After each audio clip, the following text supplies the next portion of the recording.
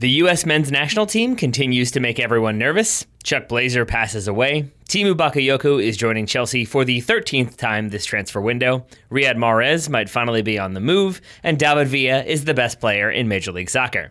It's Thursday, July 13th, which means happy birthday to golf enthusiast Craig Bellamy, or at least he loves a golf celebration. The former Wales international is 38 years young. I'm Taylor Rockwell, and I'm here to tell you that from Dirty Tackle, Howler Magazine, and the Total Soccer Show, this is The Goalmouth, your daily serving of bite-sized soccer news. Up first, it's USMNT news. The U.S. national team heroically fought back against all odds to earn a 3-2 victory against Martinique in the group stage of the Gold Cup. Okay, I don't want to be too sarcastic, because Martinique played very well and executed their game plan very well as well. But, I mean, come on. Bruce Arena made 8 changes to the team that drew with Panama, with only Kellen Acosta, Omar Gonzalez, and Brad Guzan keeping their spots. And it showed. The U.S. looked disjointed and stagnant in the first half, which finished 0-0. They looked solid for the first 19 minutes of the second half, taking a 2-0 lead courtesy of goals from Gonzalez and Jordan Morris.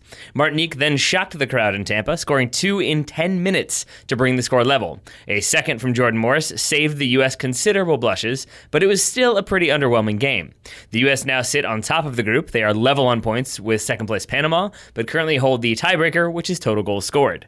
The United States will play Nicaragua in its final group stage game. Nicaragua are currently bottom of Group B with 0 points. That game will take place on Saturday evening. Kickoff is scheduled for 7 p.m., so that means it either starts at 7 p.m. or maybe 8:05. I'm never entirely confident if the time that's listed is the time the game actually starts or the time the TV station wants you to tune in so you watch their pregame and get all those good commercials. Either way, that game's on Saturday night. More U.S. news, and it's even more somber than the United States struggling to deal with a country that technically isn't allowed to compete in World Cup qualifying. As reported by the New York Times, quote, Chuck Blazer, the disgraced American soccer executive whose admissions of corruption set off a global scandal that ultimately toppled FIFA President Sepp Blatter, has died. He was 72, end quote.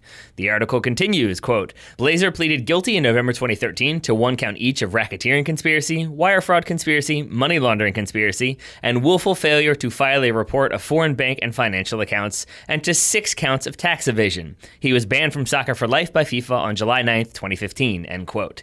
That, my friends, was a lot of conspiracies. Blazer was a FIFA Executive Committee member from 1996 until 2013, the CONCACAF General Secretary from 1990 until 2011, and the Executive Vice President of the U.S. Soccer Federation. I would say more about Chuck, but my mom taught me that if you can't say anything nice about somebody, then don't say anything at all. So, transfer news. According to journalist Mohamed Bouhafsi, Chelsea are set to secure the signature of Monaco midfielder Tiemoue Bakayoko. If that sounds familiar, it's because the France international has been linked with the Blues since pretty much the moment the 2017 campaign ended. In fact, I believe I already reported that this move was happening on an earlier Goalmouth.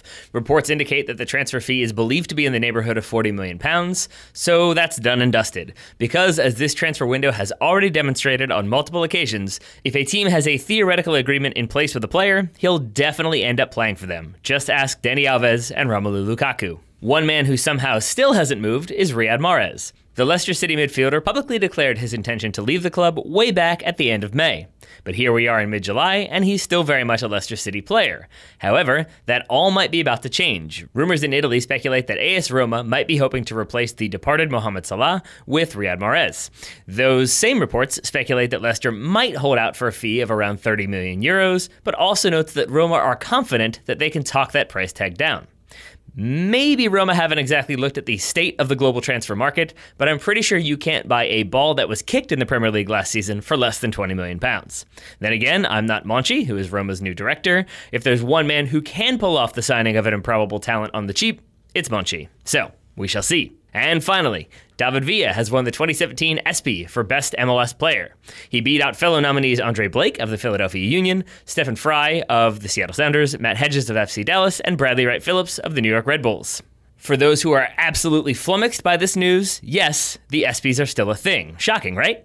It's worth noting that I didn't know the nominees offhand, so I went to the site to find out who is in contention, and it was a good reminder of just how much the worldwide leader values the world's game. All I had to do was scroll past, big inhale, Best NFL player, best MLB player, best NHL player, best driver, best NBA player, best WNBA player, best fighter, best male golfer, best female golfer, best male tennis player, best female tennis player, best male college athlete, best female college athlete, best male action sports athlete, best female action sports athlete, best jockey, best male athlete with a disability, best female athlete with a disability, best bowler, and there we were.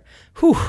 But again, congratulations to David Villa. By all accounts, he definitely deserves the award.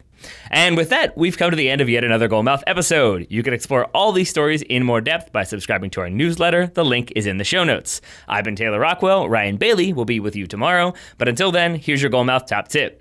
If at first you don't succeed, you're probably a member of the U.S. national team playing in that first half against Martinique.